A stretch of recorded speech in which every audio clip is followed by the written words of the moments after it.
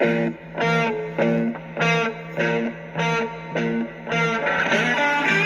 listening to 50 Pirates in 50 Days on the Sports Objective Podcast. A new era of East Carolina football is here and will begin on August 31st when Mike Houston leads the Pirates into action at NC State. Between now and then, join us for a daily trip down memory lane as we experience Pirate football through the words of the men who made those memorable moments happen. Here's your host, Bubba Rosenbaum. Well, we have our 50 Pirates in 50 days. Thanks, fans, for Pirate Nation for making a huge hit. And, Bubba, speaking of a huge hit, one of the best Pirates we've had in our era, modern era, certainly in the backfield, right? Absolutely. Very excited to catch up with a guy who was part of some tremendous defenses for East Carolina in the mid-'90s, Daren Hart. Daren, welcome into the show. Thank you. Glad to be a part of a great thing that you guys are putting on for us old Pirate greats. Well, I'll tell you what, you guys are special because I went to school there, graduated in 95, and the 90s are very special for me. So the other two guys, I'm the oldest of the podcast. The other two guys are 8 years younger than me. So they don't understand the 90s the way I guess I do. Now, wait a minute, Dave. Now, me and Bubba were pretty engrossed in Pirate football when Daren Hart was playing. Now, I know that. I didn't say you didn't know anything about it, but it's still special. It was our time, right, Daren? Yeah. Oh, no question. After the '92 season, I think that kind of put ECU back on the map as far as a powerhouse. We felt like anyway that kind of got a lot of our class to actually come to East Carolina. After seeing that victory over NC State, a lot of our class that made the final decision for us. I can imagine that, being a recruit and you have a magical season like the Peach Bowl and you see that had to be very special. Yeah, we never really even heard of East Carolina growing up in went to Salem, North Carolina. It was more Wake Forest and schools local. Everybody heard of NC State and UNC, but my sister went to Upward Bound because she kind of was a little smart brainiac. So she went to a program called Upward Bound in East Carolina, and we had to go to move her in. So that's kind of how we stumbled upon East Carolina, that it even existed past Raleigh. I think it's an hour and a half past Raleigh. So that's how East Carolina kind of got on our radar.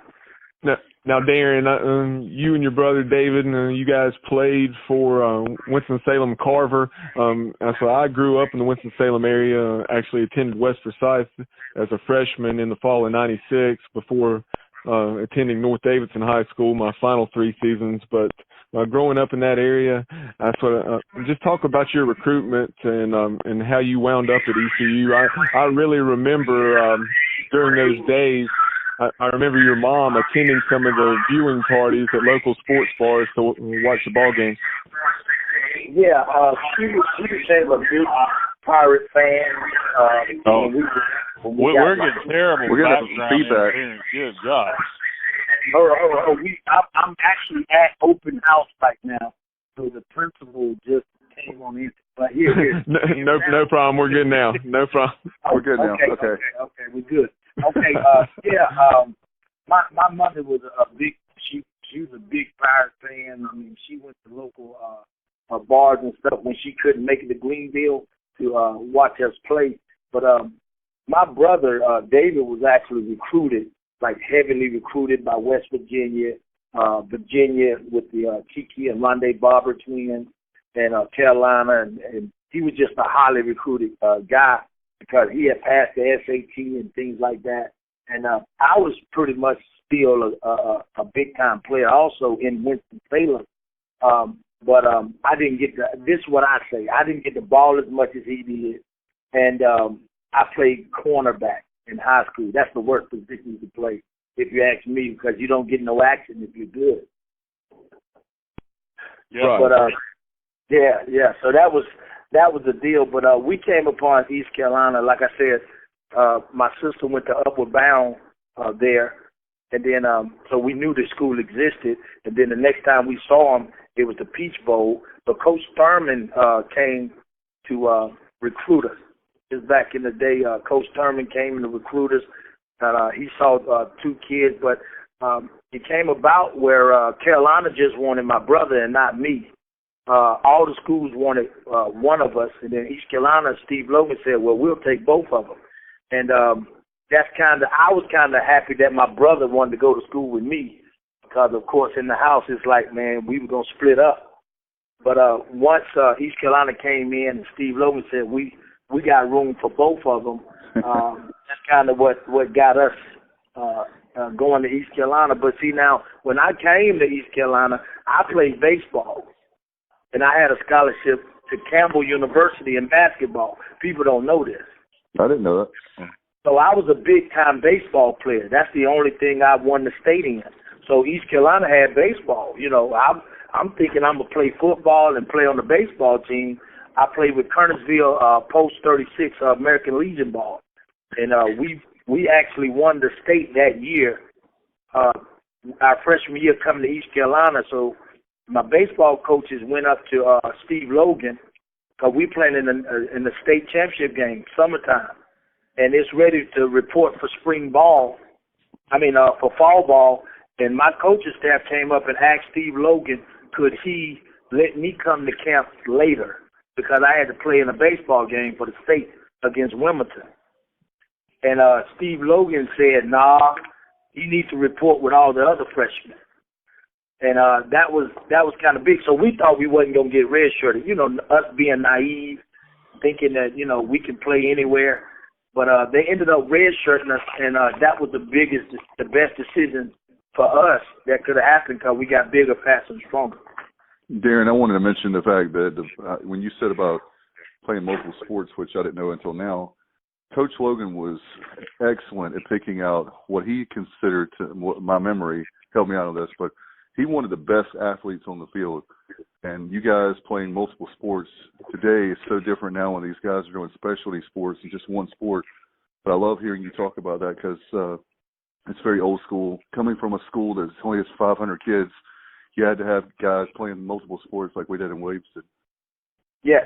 Marcus Crandall played multiple sports. Morris Foreman played multiple sports. We played multiple sports. And that's kind of what his deal was. He wanted the best athlete. And after he got all these athletes, I think he recruited, my freshman year, we had like 7 quarterbacks. Wow. I mean, we even went after Michael Vick. We had him on campus. And we had him all ready to sign, but somebody, this was when David Garrard was coming, and somebody must have called Michael Vick and said, they're going to move you to wideout. So he ended up going to Virginia Tech. Well, just didn't. There wasn't any dogs for him to kill in the area, so he had to go. Oh man, you went there. Yes, wow. Indeed. Never forgive him. Anyway, next subject. I tell you what, Daren, I wanted to talk about during that time with Coach Logan and how hard was it? We talked about a lot on the podcast, but how hard was it when Marcus Crandall went down? It seemed like it was going to be a good season, and we were going to have a great season. He goes down early in the season, and it's a 2-9 year. Yeah, that was big. We thought that coming after the 92, Peach Bowl, we had a 92 year. That was the year that we redshirted. They redshirted everybody in our class except Morris Foreman and Martin Liviano. And those are the only 2 freshmen that played that year. And that's kind of how this thing all started, where they just redshirted everybody. And they played Martin Liviano and Morris Foreman. And we thought coming after that 92 year, we was going to have a good year because all of the freshmen kind of was there together, and we went through a whole season of Coach Connors, and we really thought we was going to have a big year. So when Marcus Crandall went down, that really gave East Carolina a blow. But now on defense, we actually went from dead last to we moved all the way up the chain as far as defense go because I think it was Larry Collier came in and we pretty much we played 2 coverages. And people don't believe this, but he was very basic. And we ended up start playing defense. We made a pact our freshman year that we were going to start playing defense at East Carolina. and that's what happened. I mean, we knew the Peach Bowl and all that was a lot of offense. So we made a pact, but yeah, that impacted us a lot. Daren, can we get you back on the team? We need defense. We need the defense back, my friend. Well, I think we had some errors in there where the defense played pretty good. The Skip O era, when he came, he kind of kept, because I followed the school. I never left, as I would like to say, because I coached college ball, and I used to send kids to East Carolina. I mean, I sent Reese Wiggins, and I mean, it's a slew of players. I go up there all the time. But we played. We had some years we played defense, but it just seemed like nobody teaches tackling anymore. Well, they're teaching it now. That's a huge emphasis. Oh my God, yes. Coach Houston and the staff, he is harping on that big time. They're saying that we have a tackling problem, and it is going to get fixed. I wanted to ask you, Daren, after that 92 and 93 season, you were redshirted in 92, and then 93 was your redshirt freshman year. Then you went into that 94 season, and the 94 year, we turned the corner under Steve Logan and started playing some really good football, and you made the run to the first Liberty Bowl. Talk about that year. Well, we in 93, we took our lumps and bruises. We played Washington. We played Syracuse. Auburn with Stephen Davis. I mean, we played some big-name teams, and we was everybody homecoming, even Peyton Manning when we was in Tennessee. But we start closing the gap where they actually struggle to beat us in some of them games. So the next year in 94, they didn't want a team start falling off the schedule, not really wanting to make ECU their homecoming per se. And but we had a good run in 94. We got all the way to the Liberty Bowl, and I think I kind of know that we had fun in Memphis. I mean, we won the Memphis game to make it to the Liberty Bowl, and then we went back, and it's almost like once you in the city, and we was in that city, it seemed like forever. It was only 2 weeks, but it seemed like we knew every nook and cranny of the city and where all the hot spots were, and we were down there partying, and I guess Illinois was sitting there looking at us. You know, Simeon Rice and Kevin Harding, they were looking at us like we were, I guess they were more experienced then than we were. And they actually handed it to us that first Liberty Bowl. So, Daren, in that 93 season, obviously not a good record, but like you said, the defense made a lot of strides, and that year you were selected as a second-team freshman All-American by the Pro Football News publication. And then the 95 season, what tremendous defense we played. We only allowed something like 18 or 19 points per ball game. And in your tenure, or your career rather, during those 4 seasons, we never – I take that back, 94 through 96, we never allowed more than 21 points. So just excellent defense played during those years. And that 95 team, you guys obviously went 9-3, but 2 out of those 3 losses were 7-0 at Illinois, and then also a very close loss, 13-10 at Cincinnati. So it was a tremendous year, but very close to being a really, really special year. Yeah, and here's what happened. That red shirt group, and we had Mark Libiano and Morris Farmer, we said to ourselves, the players said that we was going to recruit some better players. So we got the likes of Norris and I mean, we just started recruiting everybody. Marvin Burke, I mean, everybody that was on our roster, Rod Coleman, we recruited them. I mean, the players, like Steve Travis yes, Travis Darden. We recruit them, and then coach after the recruiting visit, they were like, "Do we got them? Did we get them signed?" And we knew the spots to go to. The Elbow back in the day, we'd take them to a midnight hall party here or there, and we do some things that we can't talk about. But we got all them kids, and we had like a brotherhood. we formed a brotherhood called Foot Fight Ball, and we kind of treated it like a fraternity, but it wasn't a fraternity. But if you get all the football players together and you call them brothers, you can kind of take over the campus, and that's kind of what we did. So when we get the recruits, they would see that all the players were like brothers, and it was a family atmosphere. So we would bring the freshmen in, and they would have to learn our chants, and we would teach them about family and brotherhood, and it was just like one big family. So a lot of people like that family atmosphere that we had. Like, you know, it matters, you know, if you are hurt, I hurt if you hurt. If you win, I win. And it was just like a brotherhood. So we would sit in the dorm and watch Morris Foreman and Martin Libiano play like we was in the game.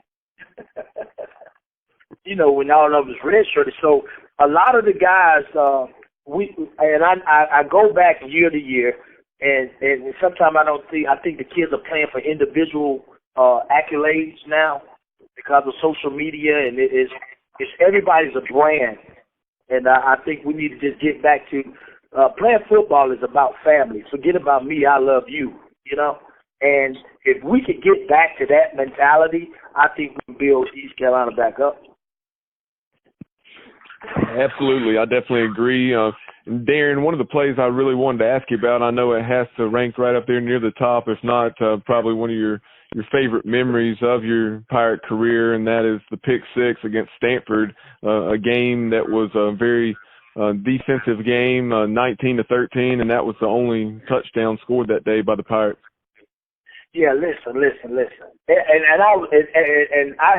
I made All-American. I did all these plays.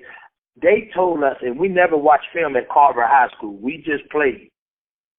So when they introduced film, and I try to tell young kids all today, if you watch film and you know your opponent, so I knew the play.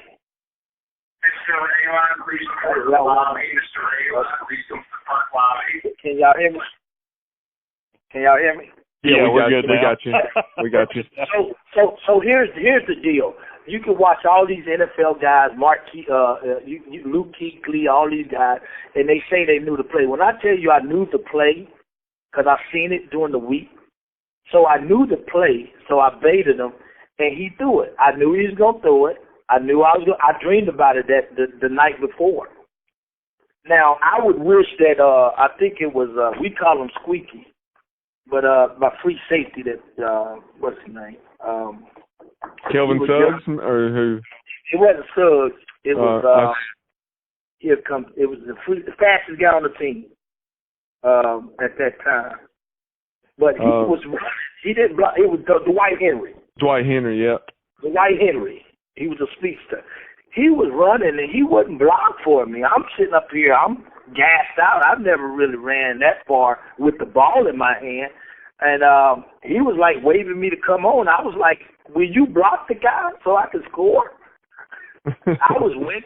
But I knew the play, and when they introduced us to film, and I tell you the importance of watching film. You young guys out there, if you watch film, it can really change the game.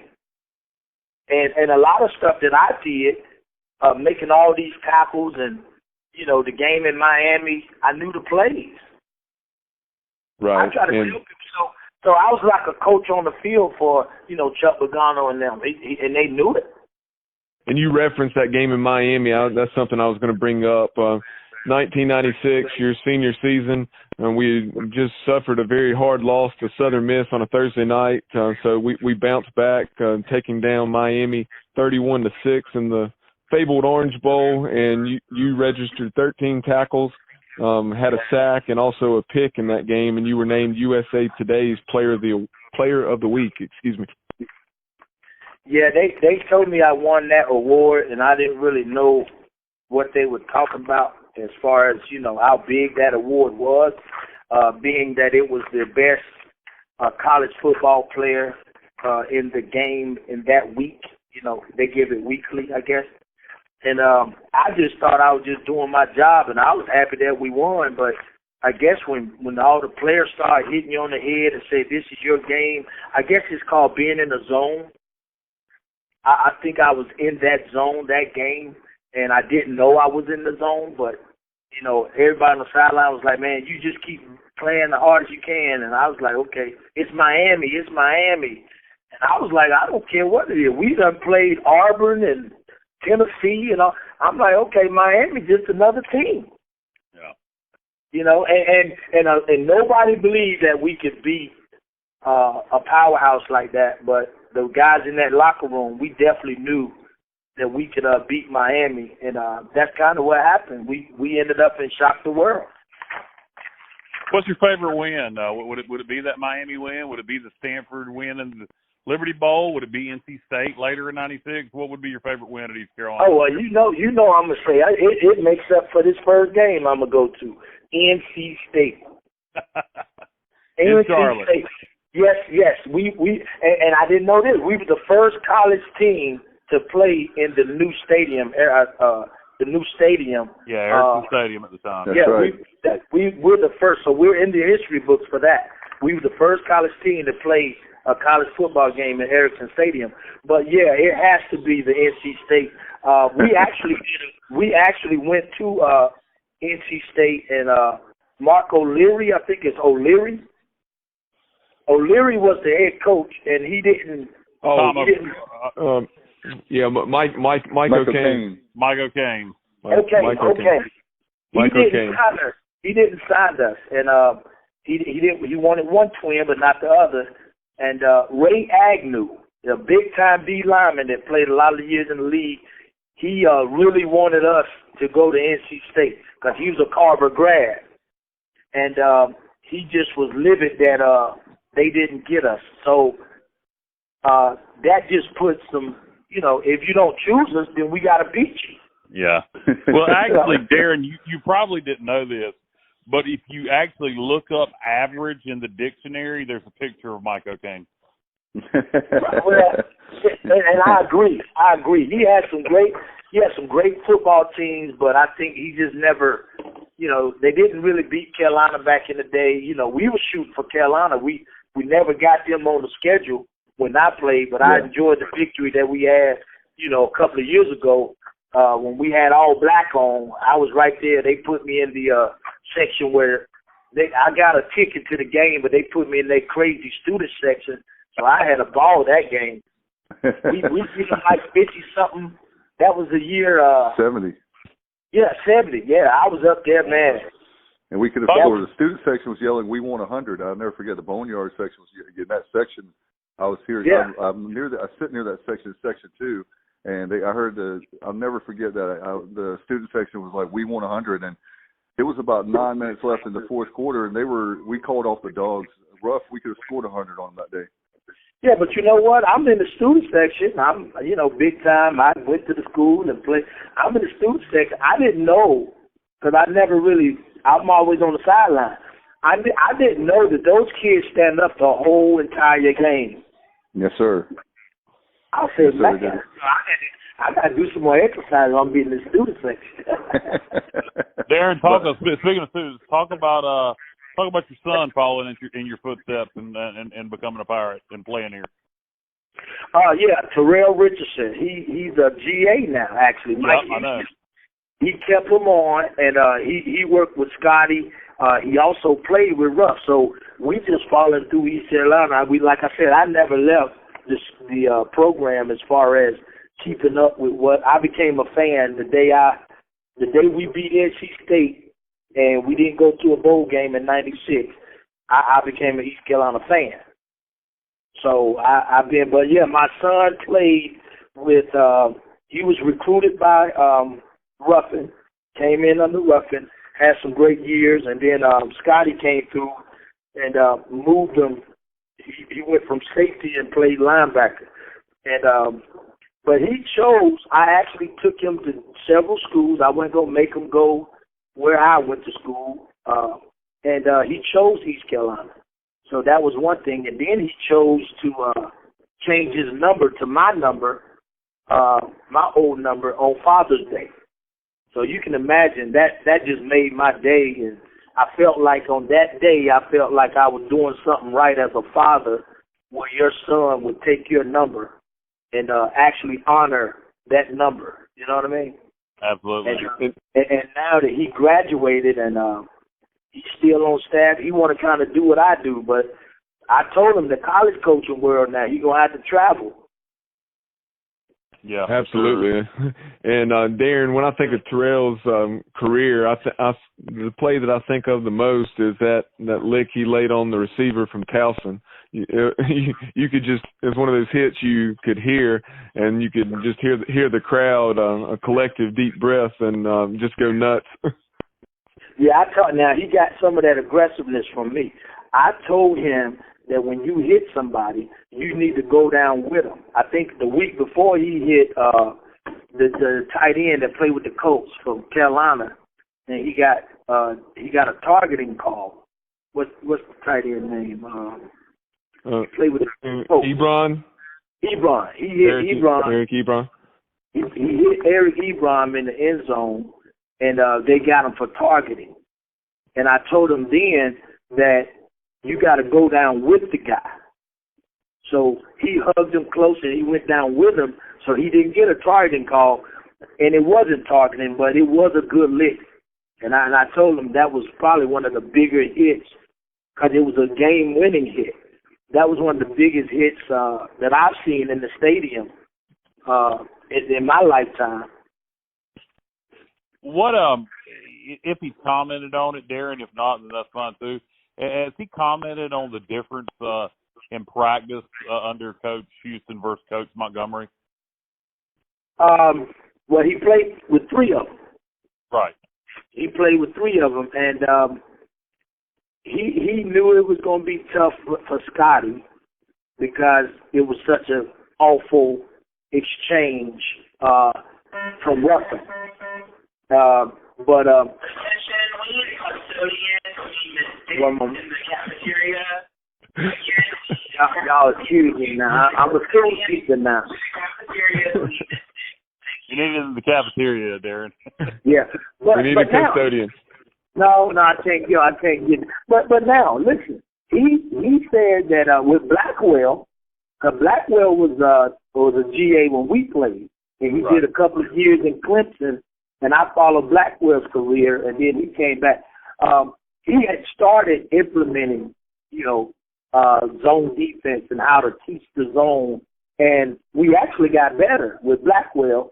And then now that Houston's in, I actually coached against Houston at Lenore Ryan. When he was at Lenore Ryan, I was at Winston State. But Houston is very attentive to detail, and he's a smash-mouth type coach. So he said that they do more hitting now than they've ever done in the past, 4 years, 4 to 5 years. So he said that he makes sure that everybody can tackle. They do tackling pretty much all the time.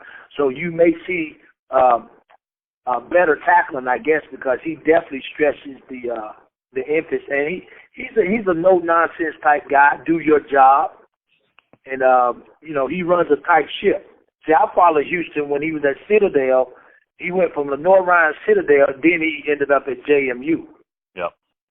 And everywhere. I'm talking about he was really, when he was at Citadel, he was tough. I mean, they won they was a tough football team. So they went into South Carolina and pulled off the upset.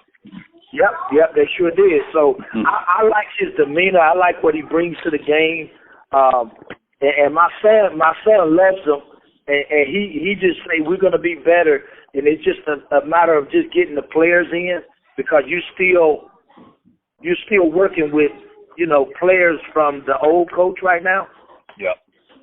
But I think we got in on some good guys, and he said we're going to be okay. My son did anyway.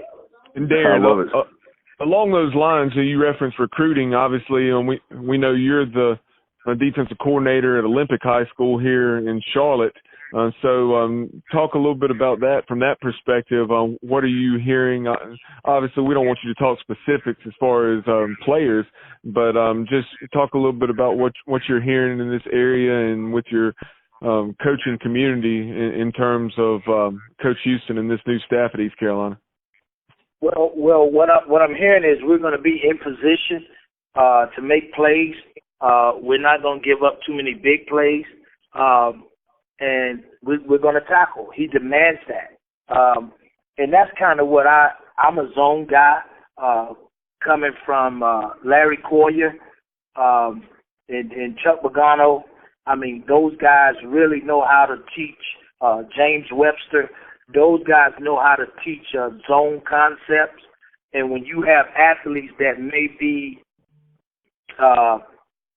lacking in athletic ability like I was a lacker. And a lot of people don't believe that, but I couldn't run. I ran a 4.6, 4.65 maybe. That's with nothing on. I'm talking about stripping down to the girdle, and that might be a bad time right there. Coach Connors will tell you, but I could play the game of football if you put me in zone. And we're going to do a little bit more of that kind of stuff, and that kind of evens the playing field when you're playing elite athletes. So I use that now even in high school. I use zone concepts to really increase the athletic ability of an average kid. You know what I mean? Yeah. Not saying that we got all the kids are average, because I've also worked at Winston State where we won went to national championships, and we won 5-6 years in a row, and I had elite athletes. So you can do it either way, yeah. So I think the concept that East Carolina is running now is going to help us on defense. I think offensively, we definitely, with the new staff to come in, with getting Kirkpatrick back from the Skip Holtz era, I think. Yeah, Skip Holtz and Russ. Right, those guys are really going to help out the program, because they just know the ECU way. Right. And it's really going to show dividends, I think, with how the Pirates come out this year. Absolutely. Daren, I know you said here in just a little over a week from now you have plans to be in Carter Finley. Oh yeah, I'm gonna be there. I'm gonna be at a lot of games. Actually, I wasn't able. I usually come back down every summer and watch the guys practice, and they know me and stuff like that. I come back all the time. But Coach Connors wasn't there this year, so I know the strength coach from South Carolina State. I kind of know him from kind of coaching against him, because I was a hand team. So I kind of know who he is. He's a good guy. He's going to get him right in the weight room. I just haven't been back, but I definitely will be at the Carter Finley game with my East Carolina on. Absolutely. Good deal. Well, Daren, we certainly appreciate your time. Also, very much look forward to catching up with David and getting his perspective on his ECU career. And we certainly would love to have you back on the podcast down the road. And in Pirate Nation, that was Daren Hart.